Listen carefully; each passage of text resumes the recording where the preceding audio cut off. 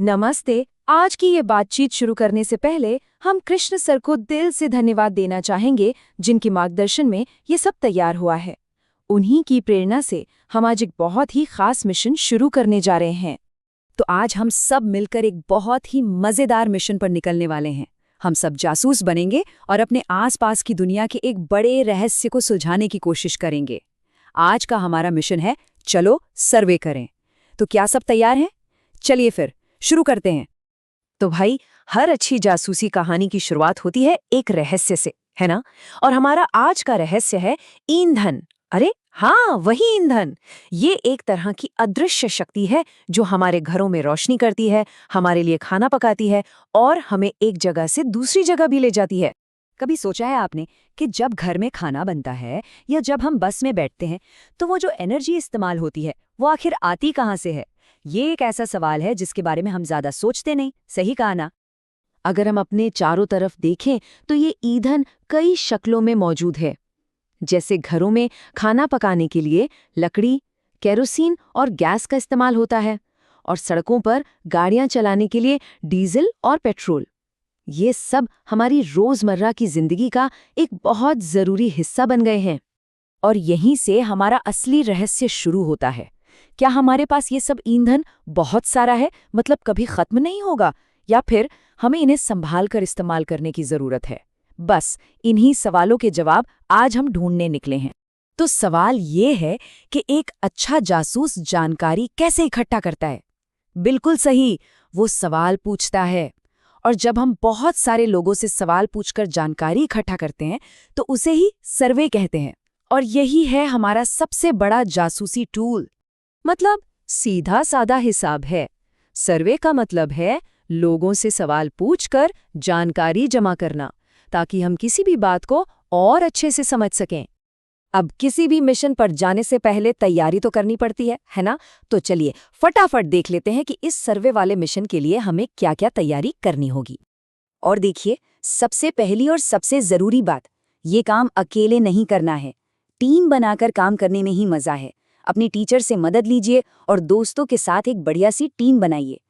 एक कामयाब मिशन के लिए प्लानिंग बहुत जरूरी है। तो सबसे पहले 3-4 दोस्तों की छोटी छोटी टीमें बनाइए।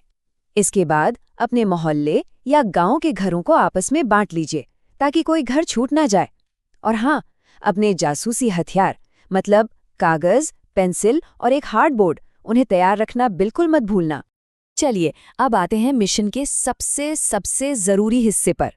वो है कि हमें लोगों से पूछना क्या है, क्योंकि अच्छे सवाल ही हमें अच्छे जवाबों तक पहुंचाते हैं। अब देखिए, जानकारी को ठीक से लिखने के लिए एक फॉर्म बनाना बहुत जरूरी है। इससे ये पक्का हो जाएगा कि हर टीम हर घर से एक जैसे ही सवाल पूछ रही है और सारी जानकारी सही से इकट्ठा हो रही है। तो सबसे पहले बात करते हैं लकड़ी की।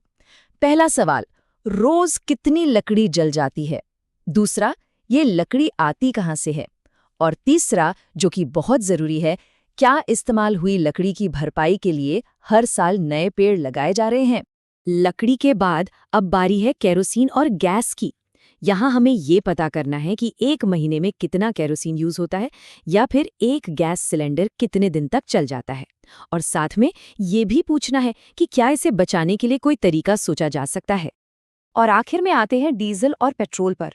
यहाँ पर सवाल हमारी आदतों से जुड़े हैं। जैसे, क्या हम छोटी छोटी दूरियों के लिए भी गाड़ी का इस्तेमाल करते हैं, जहाँ पैदल भी जाया जा सकता है?